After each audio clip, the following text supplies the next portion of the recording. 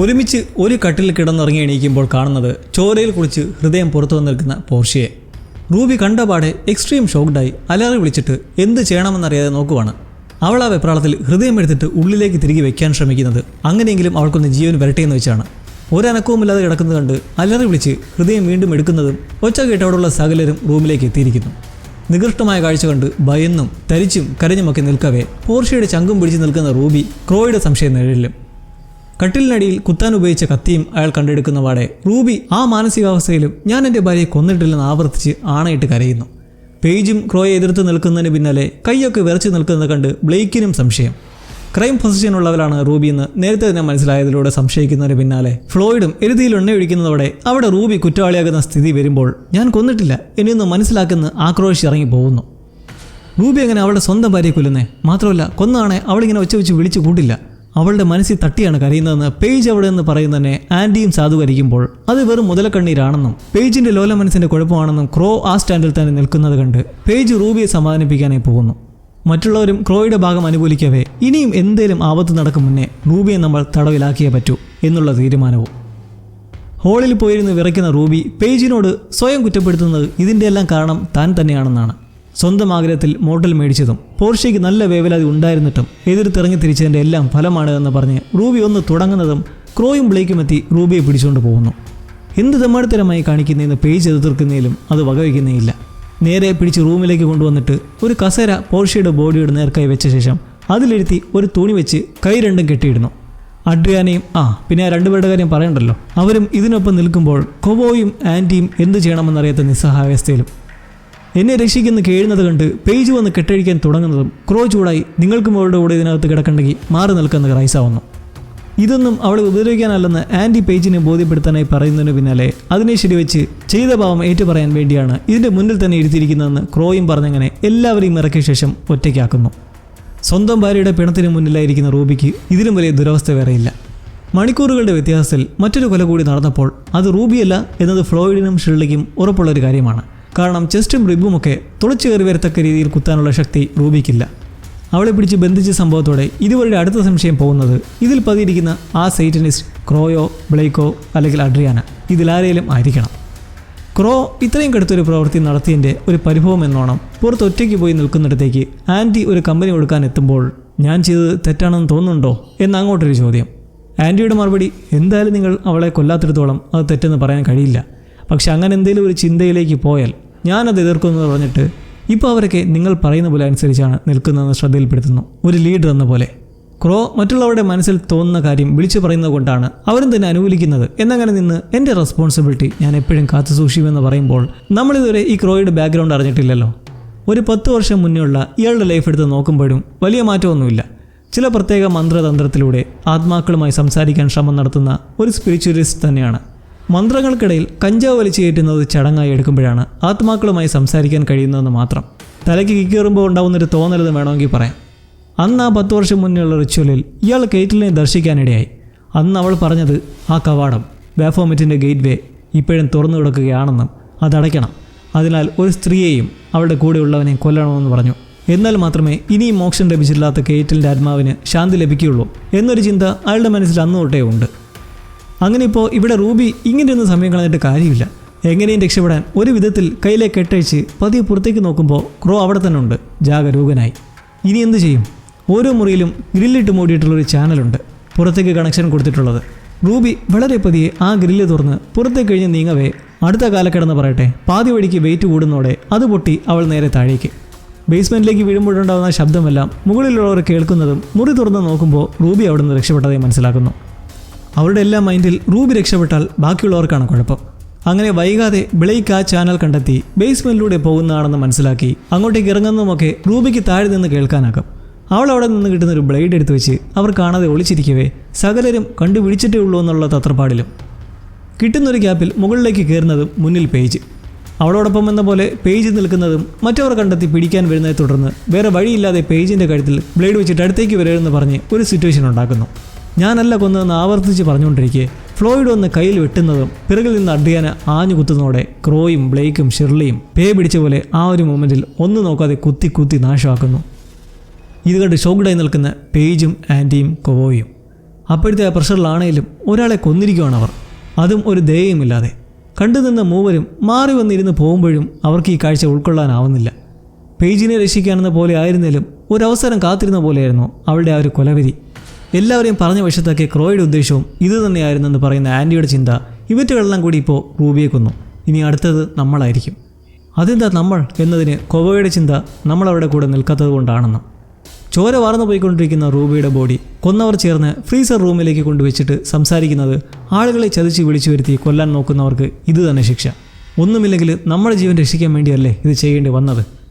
Fluid ഒട്ടും കിട്ടിയ അവസരം പാഴാക്കാതെ കൊന്നതിനെ വാഴ്ത്തുവാണ്. അഡ്രിയാന വളരെ സന്ദർഭോചിതമായി അവളെ പിന്നിൽ നിന്ന് കുത്തിയത് കൊണ്ടാണ് നമുക്ക് കൊല്ലാനായതെന്നും നീ ഹീറോ ആണെന്നും ഷിർലിയും ആ ചെയ്തി സാധൂകരിക്കുമ്പോൾ ഉള്ളിലുള്ളത് ഏത് പുറത്തു വരുന്നത് ഇങ്ങനെയൊക്കെയാണെന്ന് ക്രോയും അഭിപ്രായപ്പെടുന്നതൊന്നും എന്നാൽ ബ്ലേക്കിന് ഉൾക്കൊള്ളാനാവുന്നില്ല. ചെയ്തത് ഒരു വലിയ അപരാധം തന്നെയാണ്. അപ്പോഴത്തെ ഭ്രാന്തിന് അന്ധമായി പ്രവർത്തിച്ചപ്പോൾ പൊരിഞ്ഞത് ഒരു ജീവനാണെന്നുള്ള കുറ്റബോധത്താൽ നിൽക്കുന്ന ബ്ലേക്കിനെ ക്രോ നിനക്ക് ട്രോമ ഉണ്ടാക്കുന്ന കാര്യമാണ്, പക്ഷേ നിന്റെ ജീവൻ രക്ഷിക്കാനും കൂടിയാണ് ഈ ചെയ്തതെന്ന് മറക്കരുത് എന്ന് പറഞ്ഞ് അയാളുടെ കാഴ്ചപ്പാട് മനസ്സിലാക്കിപ്പിക്കുന്നു. അന്നിയാൾ കെയ്റ്റലിൻ്റെ വിഷൻ കണ്ടതേ തുടർന്ന് പോലീസ് സ്റ്റേഷനിലെത്തി cold river murder case reopen ചെയ്യാൻ ആവശ്യപ്പെട്ടിരുന്നു. എന്നാൽ ഓഫീസർ നിങ്ങളെപ്പോലെ പലരും ഇതുപോലെ വന്ന് പറയാറുണ്ട്, പക്ഷേ ഇതുവരെയും പൂർത്തിയാക്കാൻ കഴിയാത്ത കേസാണെന്നും സൈക്കിക്സിലും സ്പീഡിലൊന്നും വിശ്വാസമില്ലാത്ത ഉദ്യോഗസ്ഥൻ പറഞ്ഞൊഴിയാൻ ശ്രമിച്ചാലും ക്രോയുടെ വിഷനിൽ അറിയാൻ കഴിഞ്ഞ ചില കാര്യങ്ങൾ കേസുമായി ബന്ധമുണ്ടായിരുന്നതിനാൽ അയാൾക്കത് സ്ട്രൈക്കായി. അന്ന് ലൊക്കേഷനിൽ നിന്ന് ലഭിച്ചത് മുഖംമൂടി ധരിച്ച ഒരാളുടെ ക്ലിപ്പ് മാത്രമായിരുന്നു. തുടർന്ന് ആ സീനിൽ സംശയാസ്പദമായി കണ്ട ക്രിമിനൽ ലിസ്റ്റിലുള്ള മറ്റൊരുവനെ കസ്റ്റഡിയിലെടുത്തു.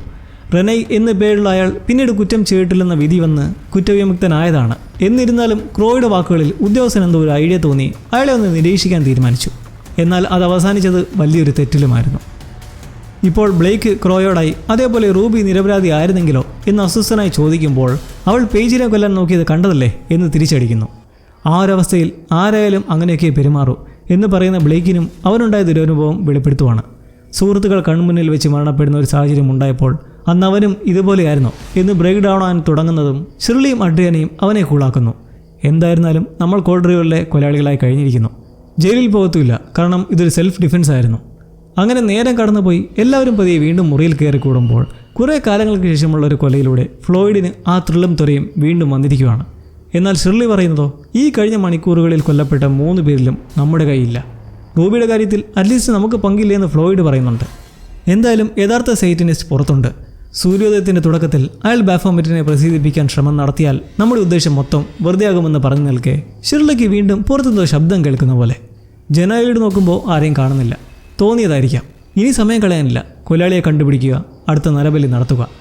ഷിർലി കൊലയാളിയെ കണ്ടുപിടിക്കാൻ ഒരുങ്ങുമ്പോൾ ഫ്ലോയിഡിൻ്റെ അടുത്ത ടാർഗറ്റ് ആൻറ്റിയും. അവർ മുമ്പ് കുളിക്കാനെന്ന വ്യാജേന കൊണ്ടുവന്ന ബാഗിൽ നിന്നും ആ മാസ്കും ബ്ലാക്ക് ഡ്രസ്സും ഫ്ലോയിഡ് ധരിച്ച് ഒരു ബാഫോമെറ്റായി മാറി കത്തിയുമായി ഇറങ്ങുമ്പോൾ ക്രോയ്ക്ക് ഒരു സൗകര്യം കിട്ടാത്ത പോലെ കട്ടിൽ കിടന്ന് തിരിഞ്ഞും മറിഞ്ഞും കിടക്കെ അവിടെ പുറത്തതാ ബാഫോമെറ്റ് നിന്നങ്ങനെ നോക്കുന്നു. ക്രോയും കണ്ടങ്ങനെ പതറി നിൽക്കെ പുറത്തെന്തോ ശബ്ദം കേട്ട് ആ ബാഫോമെറ്റ് മെല്ലെ നടന്ന് വീക്ഷിക്കുമ്പോൾ പിന്നിലതാ മറ്റൊരു ബാഫോമെറ്റ്. അപ്പോൾ യഥാർത്ഥ കൊലയാളി ഇതിലൊന്നാണ്. ഇരുവരും പരസ്പരം കത്തിവെച്ച് ആഞ്ഞും അടിച്ചും തൊഴിച്ചും ആക്രമിക്കവേ കൊലയാളി ബാഫോമെറ്റ് കുതറി മാറി ഓടുന്നതിലും ഫ്ലോയിഡ് ആളെ പിന്തുടരുന്നത് കണ്ട് പിന്നിൽ നിന്ന് ഇടിച്ചു വീഴ്ത്തി അവശനാക്കി കുത്താൻ ഓങ്ങുന്നതും ദൂരെ നിന്ന് തീനാളങ്ങൾ വരുന്നത് കണ്ട് ദൂരേക്ക് ഓടിപ്പോകുന്നു. ഫ്ലെയിം ത്രോവറുമായി ഷിർലി അവിടെ കൃത്യസമയത്ത് എത്തിയതുകൊണ്ട് ഫ്ലോയിഡിന് ജീവൻ നഷ്ടപ്പെടാതെ രക്ഷ നേടുമ്പോൾ മുതുകിൽ നല്ലൊരു വെട്ട് കിട്ടിയിട്ടുണ്ട്.